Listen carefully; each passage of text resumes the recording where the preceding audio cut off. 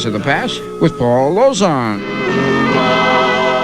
All right, you guys, rise and shine!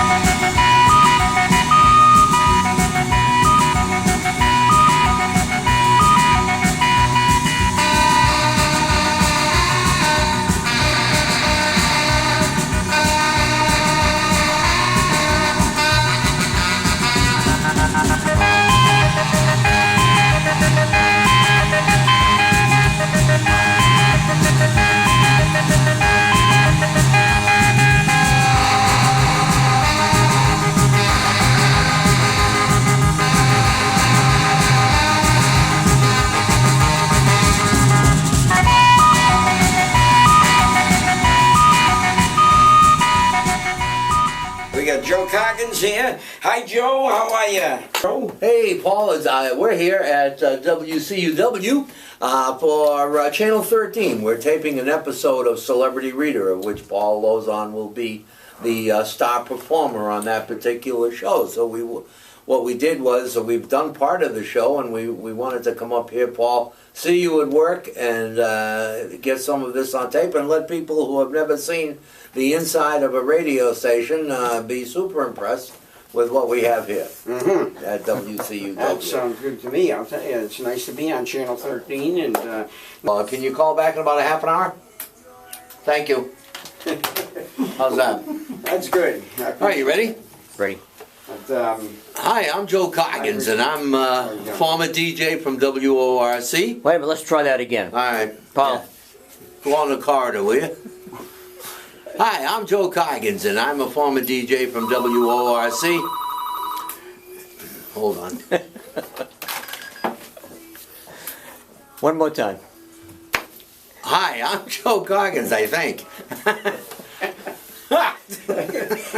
I should know my name by now. I've said it enough times.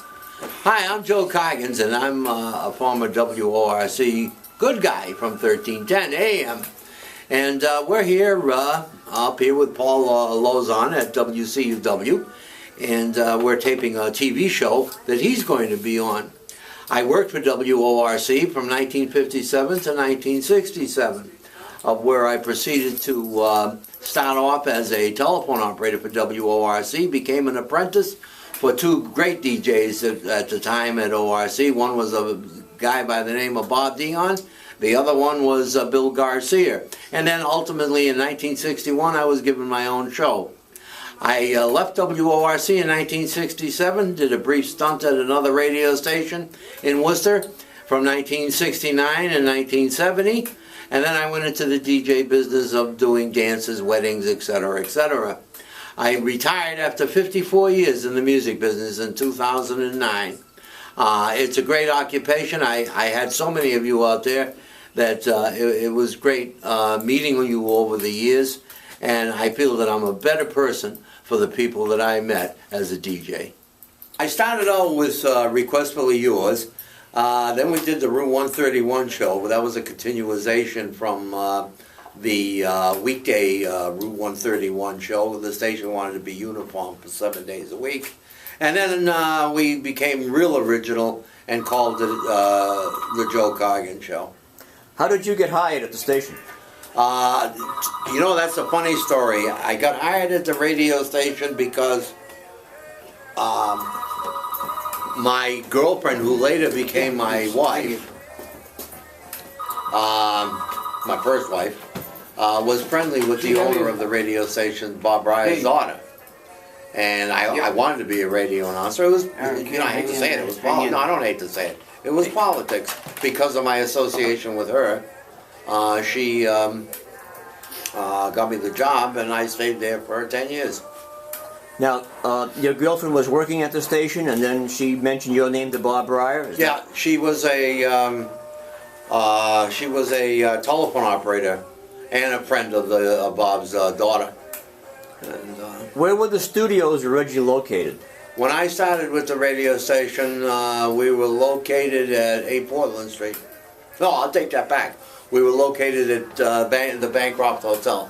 Then we moved across the street to the 8 Portland Street. Now that was called the Hotel Cockroach. Is that right? Well, I don't know. I never saw any cockroaches. I did see a few fleas, but I never saw any cockroaches.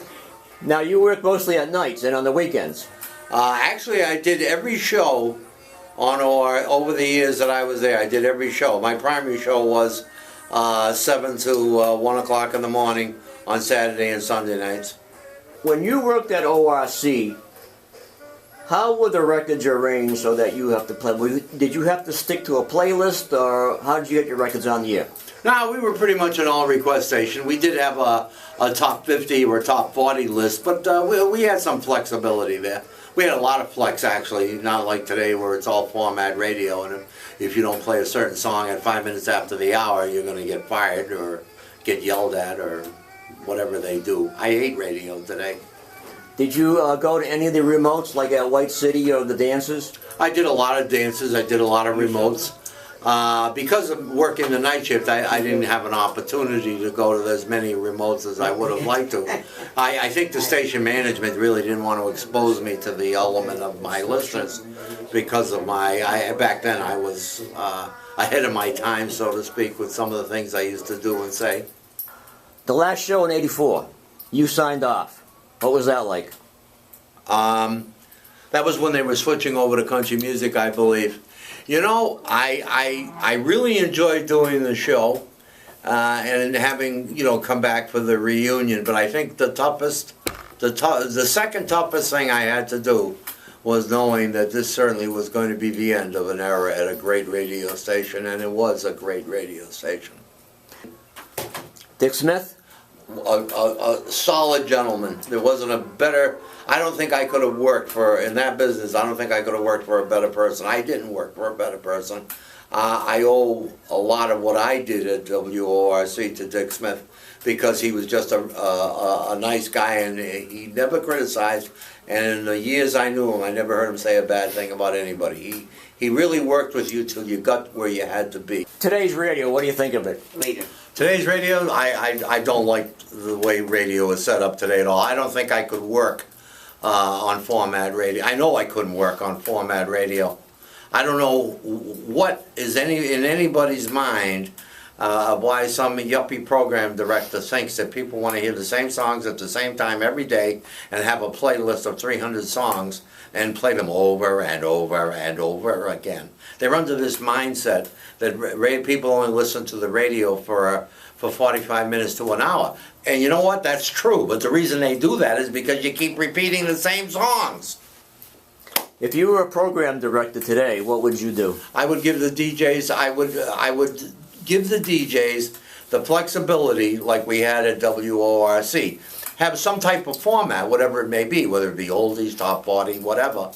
But I would give the flexibility and let the DJs pick the music. I mean, we were in that profession because we not only had the ability to communicate with our audience, but we had some talent. And one important thing that we had that DJs don't have today is a brain of which we think with. And so that's what I would do if I owned a radio station. I don't see that happening or even becoming a program director.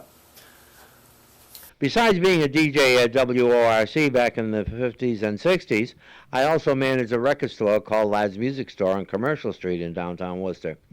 When the Beatles came out in 1964 with their first official album on Capitol Records, I had the foresight to think that this group was going to do something.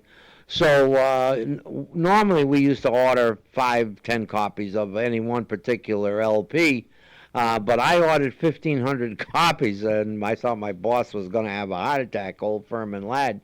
But he rode with me, and he believed in me, and we had a line. It was like a first-run Walt Disney movie. We advertised on WORC that we had the album, and we had them lined out all the way from, we were in the middle of Commercial Street, halfway down the street, and the people were lined up all the way down to Front Street to get a copy of the album. In fact, I remember we were selling it for $3.98, and there was no sales tax back then. 3 minutes in front of the hour of 8 o'clock here at WORC. The temperature, let's take another guess here. Which one is, Jay, which one is the thermometer that tells us what's outside is here? The blue one. All right, let me take a look. Oh, hang on there, folks. We're going to take a look, see what the temperature is. Yeah, all right. I wasn't too far off. It's about 47 degrees outside. I said 45 before. The temperature went up. The sun came out or something. But anyway, that's what the temperature is. What's the red one? That's your blood pressure. That's my blood pressure. I believe it. Okay, it's 82 degrees in the studio. Anybody care? All right, and it's wonderful.